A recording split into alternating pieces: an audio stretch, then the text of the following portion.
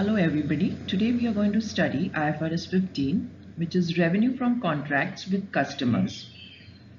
Now you have already seen the definition or studied the definition of income as per the conceptual framework. So revenue is income generated out of ordinary course of business or activities. So it can take the form of sales, fees, commission received, interest received, etc.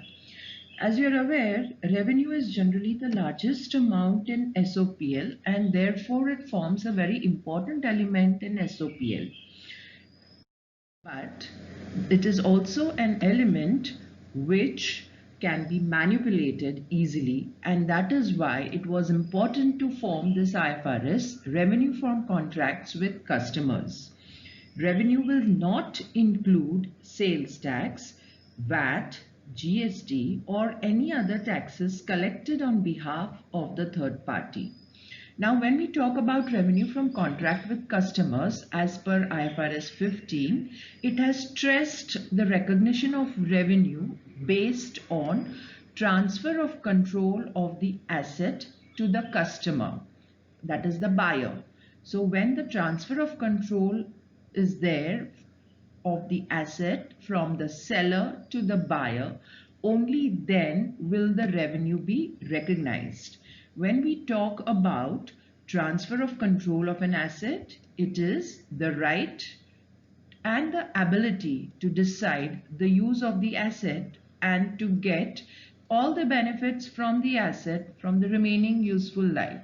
So whenever you're talking about control, you have to remember all the rights to the asset are transferred.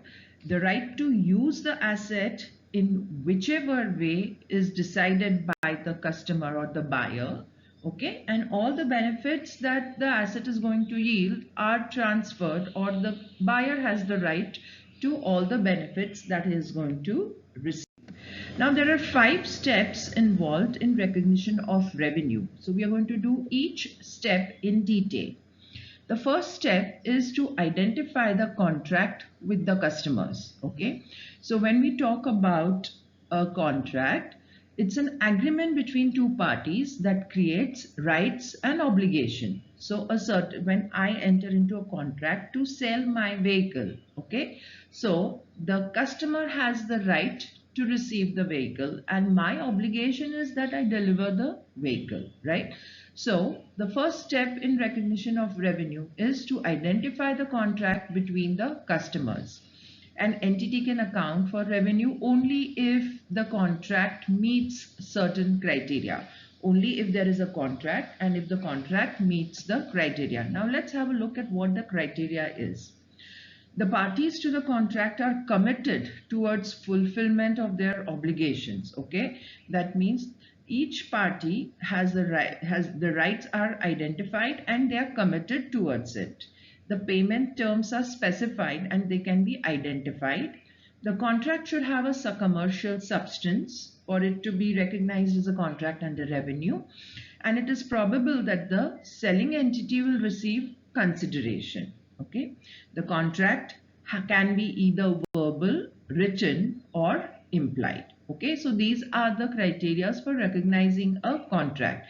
There has to be a contract between two parties, and that identifying that contract is the first step in recognition of revenue. The second step is the performance obligation. Now, a contract includes a promise to deliver goods or services, and this promise is nothing but the performance obligation.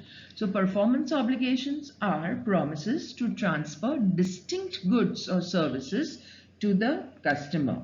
Okay, so the nature of performance obligation could be to provide the goods or services or to arrange for another party to provide the goods and services. We'll study this in detail in the later part. Okay, but the performance obligations are the promises to transfer distinct goods. When I talk about distinct goods, those are separately identifiable goods and services. So the entity would account for the performance obligation separately if the promised goods and services can be sold separately. That is what I meant. They should be identifiable separately. Okay, the example in this case is going to be a software company has developed a payroll software and has entered into a contract with the customer for the following. So the software company is going to sell the license to the software, license of the software, installation service. This may require updation of the operating system, but software does not require customization. So again, it is not correlated. Technical support for 2 years, and next 3 updations are part of the contract. So these are the performance obligations which are not really interlinked. You can sell each of these services separately also, right? This is an example of a service. The other example where the performance obligation can be identified for distinct goods and services is when you go to buy a two-wheeler. Let's say you buy the two-wheeler and along with it you get services. For the first 3 services are free. So there are 2 performance obligations here. One is the delivery of the vehicle and second is the 3 free services, right? So these 2 things can be sold separately as well. You can buy a vehicle without the 3 services which are free, and you can also get vouchers or free or the services also. So these are the distinct goods or services. So the second step is to identify the performance obligation. Okay, and performance obligation should be separately identifiable. That is a very important part, right? The third step is to determine the transaction price. Okay, now transaction price is the amount of consideration that an entity which is selling the goods expects to be entitled once it's fulfilled its performance obligation. So whatever is the consideration which it thinks it is entitled to if it provides the goods and services is nothing but the transaction price. So the third step is to determine the transaction price. Now there are various types of transaction price. One could be a variable consideration. That is, it depends on happening of a certain event. For example, a variable consideration could be a bonus or a penalty. If a contract includes a variable consideration, then the entity must estimate the amount it expects to receive, and it should recognize this as a revenue only if there is a high probability that it is going to receive that payment. Okay. Now, let's take an example about calculating the transaction price. Okay. On 1st January, Dell entered into a contract with a customer for sale of 400 laptops. Okay, the terms were that if the customer purchased 400 units in a year, the price would be $400 retrospectively. That means he doesn't have to purchase all the 400 laptops immediately, but over a year he has to purchase 400 laptops. Okay. And if he reaches the target of 400, then he will be priced at 400. Otherwise, the selling price would be 500. On 30th June, the customer had purchased 80 units. For the quarter ended 30th September, there was a huge surge in demand and the customer purchased additional 250 units. It was estimated that the customer would exceed the 400 unit condition. What is the revenue to be recognized for the 6-month period ended 30th June and the quarter ended 30th September? Okay, so please take your time to understand the question. If the customer buys 400 units in a year, the pricing would be 400 or else it would be 500. For the first 6 months, he has been able to buy only 80 units, which is not even 50% of the target which was given to him. Therefore, for the period ended 30th June, the 80 units which was sold, the revenue recognized would be at the rate of 500. So the revenue for the period, 6-month period, 30th June, would be 80 laptops multiplied by 500, that is 40,000, right? The second period, for the period ended 30th September, right? They have asked us for the quarter of 30th September.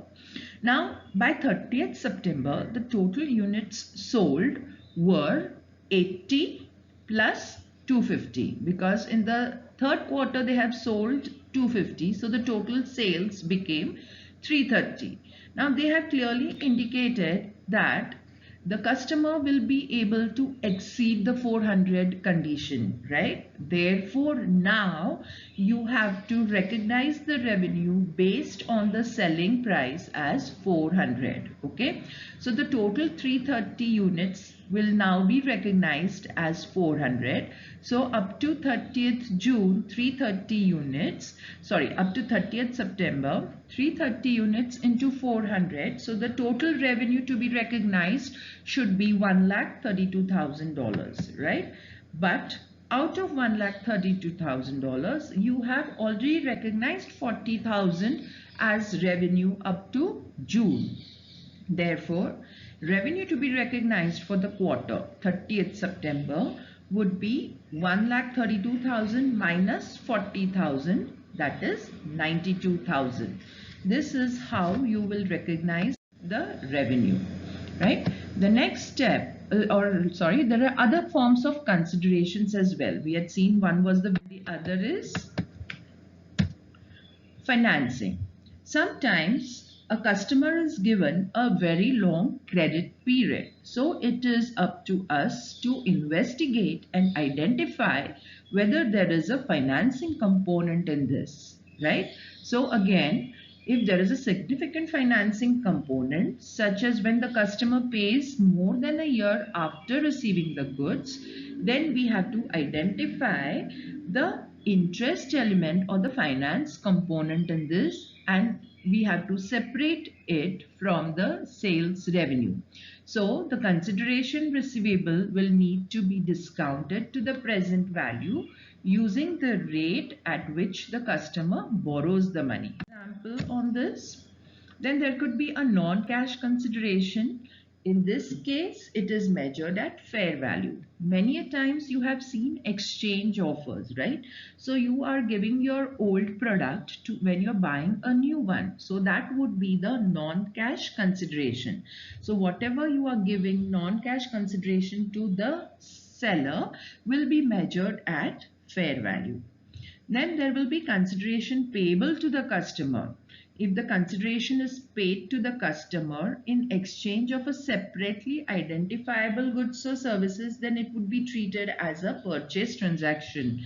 Now here the seller would be the buyer and the buyer would be the seller. So the entity is paying the customer for certain services. So that would be treated as any other purchase transaction.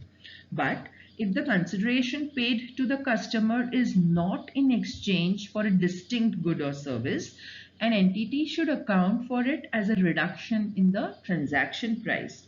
The best example for this is whatever cashback options that you get whenever you, especially online purchases, etc., that you make, the entity or the seller generally offers a cashback offer, right?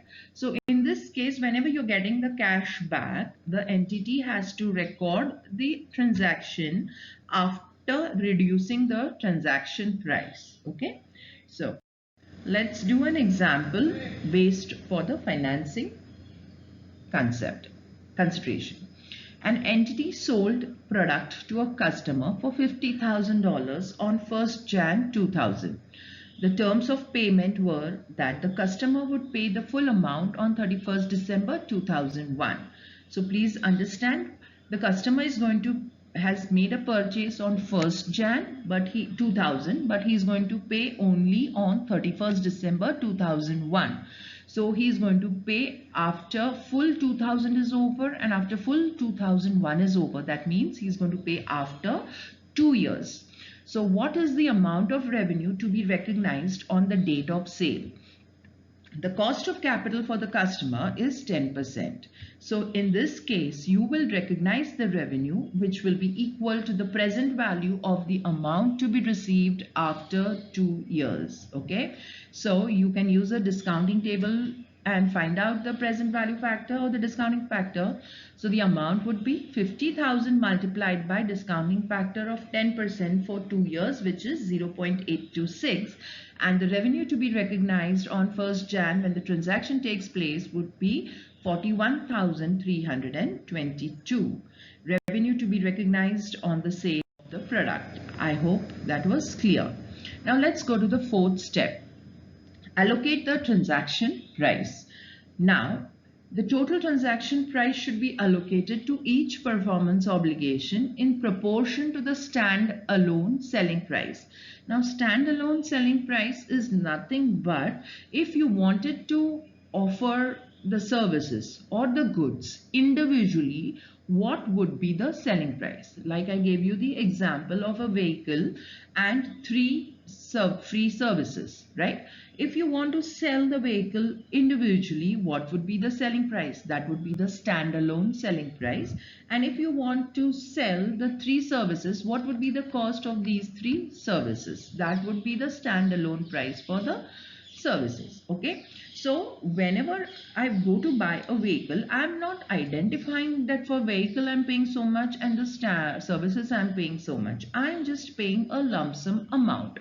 But IFRS 15 says that you have to bifurcate that lump sum amount between the performance obligations, various performance obligations, and that should be in the proportion of the standalone selling prices. If the standalone selling prices is not directly observable or possible to find out, then it must be estimated. But you need to allocate the transaction price between different performance obligations. Let's do a question here. On 1st Jan 2001, Reliance Jio gives its customers a free handset when they sign a 2-year contract for provision of the network services. The handset has a standalone price of $100 and the contract is for $20 per month. As per IFRS 15, how will the revenue be recognized? Okay, all of you are aware that Jio was giving free handsets if you subscribe to their network, right? We're taking the same example. Now, before IFRS 15 was introduced, since the handset was given away free, there was no revenue recognized against the handset. But now what IFRS 15 says is you have to allocate the transaction price between the performance obligations. Now you have to first identify the two performance obligations here. What are the two performance obligations here? One, it's the delivery of the handset, and second, you have to provide the network service, right? Now, the standalone price of the handset is $100. Now let's see how it goes. The standalone price of the handset is $100. It's given in the example, and the network is for 2 years at $20 per month. Okay, so that is their standalone service. Now this is the standalone cost of network service, but they are given. So total price should have been 100 for the handset, 480 for the network, and the transaction price should have been 580. We are adding the standalone rates and calculating the transaction price. So let's find out the percentage to the total. So the handset contributes 17% of the total transaction price, and the network is contributing 83% of the transaction price, right? Now, in the given case, the total transaction price is $480 only, right? 24 months into $20 per month. So the allocation of the transaction price will be as follows. Towards handset, 17%, which we calculated earlier, as I said, proportionate, right? So towards the handset, it is $480 into 17%. I have rounded it up to $82. And the balance would be 480 minus 82, 398 would be for the network, provision of network for 2 years, right? Therefore, for 1 year, the network provision, the revenue would be 398 divided by 2 years, 199. So, revenue for the first year would be, because you're delivering the handset, $82, and because the network for the first year has been provided, $199. So the total revenue would be 92 plus 199, that is 281. Okay, I hope this is clear. Now, Recognize the revenue. Fifth step is to recognize the revenue. The revenue can be recognized when or as the entity satisfies the performance obligation. Okay. Please remember, the revenue is recognized only when the performance obligation is satisfied by the entity or the seller by transferring the promised goods and services to the customer. An entity must determine the contract inception whether it satisfies the performance over a period of time or at a particular point of time. This is best explained with the previous example of Geo itself. Okay. Now, the revenue recognized for the handset will be at a point of time. The performance obligation is completed when you deliver the handset. So you will recognize the revenue related to the handset as soon as the handset is delivered to the customer. Okay. So on $82 will be recognized on 1st January 2001 itself. Okay. But the network is provided for 12 months. So per month, the revenue recognition would be $16.5, right? So go back to the previous calculations. You will see that the network revenue for 1 year was $199. Therefore, for per month, it would be 16.5. Now, network is something which you are providing over a period of time. So, each month revenue recognized would be 16.5. So, as soon as the month is over, you will recognize the revenue for that month. This is known as performance obligation over a period of time. Okay. So the network revenue will be recognized over a period of time. Right. Now, performance obligation is satisfied at a point of time. This is normally when the customer obtains the control of the promised assets. The entity controls an asset if it can direct its use and obtain the remaining benefits. So the indicators that the control has passed on to the customer includes the customer has got the physical possession of the asset. Now these are just indicators, okay? These are not the rules. These are just indicators. The customer has significant risks and rewards of ownership. The customer has legal title and the seller has the right to payment. So if these are the indicators in a given case, you have to look out for indicators to see whether the performance obligation is over a period of time or at a point of. Now, performance obligation satisfied over a period of time if one of the criteria is met. Now, these are the criteria. The customer is simultaneously receiving and consuming the benefits from the entity's performance. Take the example of the network. The seller is giving the network and the consumer is receiving the benefits of that, using the network. The entity is creating or enhancing an asset controlled by the customer. We would be doing contracts under revenue IFRS 15 in the second part of this presentation. So generally when we are saying an entity is creating or enhancing an asset, that means maybe he is building an asset for the customer or increasing the capacity of the building, etc. So it is enhancing the asset. Enhancing means increasing the value of the asset controlled by the customer. The entity cannot use the asset for an alternative use and the entity can demand payment for its performance up to date. So whatever work has been done, the entity has the right to receive payment towards it. If the performance obligation is satisfied over time, the revenue is recognized based on the progress towards completion. And the progress towards completion may be measured either using the input method or the output. This we'll be studying in detail when we do the contracts. Now, there are different types of contracts, other contracts. One is consignment or dealer. So, when goods are delivered as a consignment to the customer, in this case the dealer, he does not get the control of the products at the point and hence revenue is not recognized by the entity. The indicators of consignment are that entity retains the control of the product until specified event takes place, like the dealer or distributor sells the goods. Entity may require to return the product or transfer to another party. So if the sales do not happen, the dealer can return the goods to the owner, manufacturer.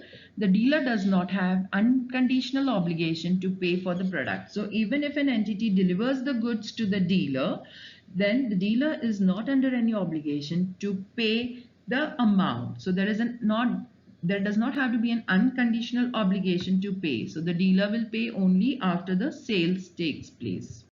The other contract is principal and agent. So whenever you are trying to identify the transaction, you have to first identify whether the entity is working as a principal or an agent. When you say an agent, it means on behalf of the another party. So, if it is acting as a principal, the control of goods is transferred to the customer, performance obligation is satisfied, and revenue in the gross amount of consideration which it expects to be entitled to. Okay. So, if the entity is a principal, you will recognize the full amount of consideration that you receive as your revenue. But if the entity is acting as an agent, only the commission would be recognized as a revenue. Now, indicators that an entity might be an agent. Another party is responsible for fulfilling the contract. Entity does not have the discretion of deciding the selling price. Entity is not responsible for inventory before or after the customer orders. And entity is not exposed to credit risk. So here the only thing you need to remember is whether the entity is a principal or an agent. If it's a principal, the full gross consideration will be recognized as revenue. If it's working as an agent, only the commission would be recognized as a revenue. The other contract is repurchase agreement. Under repurchase contract, entity sells the asset and promises or has the option to repurchase the asset. Okay. In this case, the indicators of sale and repurchase is sale is below the fair value. Option to repurchase is also below the fair value. Entity continues to use the asset, and majority of the risks and rewards associated with the asset are with the entity. In this case, you will not recognize the sale as revenue. Let me give you an example. I own a building which has a fair value of $15 million, but I sell it to a party for just $8 million, which is way below the fair value, right? And when I enter into a sale agreement, I also put a clause that I will repurchase that asset after 5 years at 10 million. Okay, again, which is way below the fair value.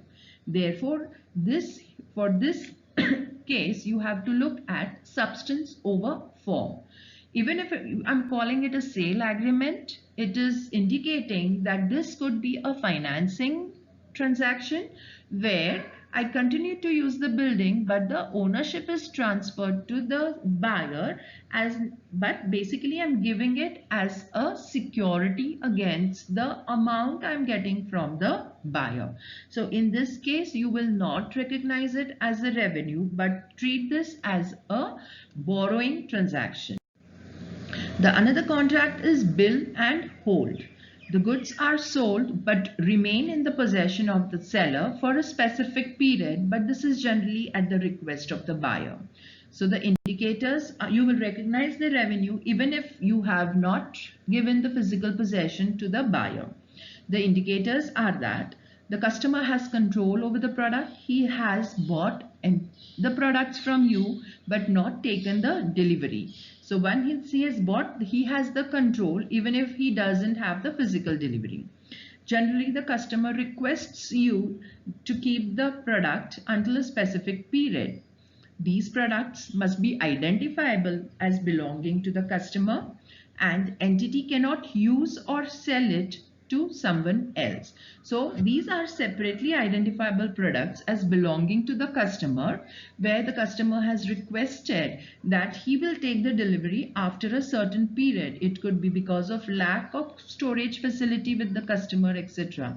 In this case, even if the physical delivery is not transferred, the control has transferred, so you will recognize this as a revenue. I hope this was useful. Thank you.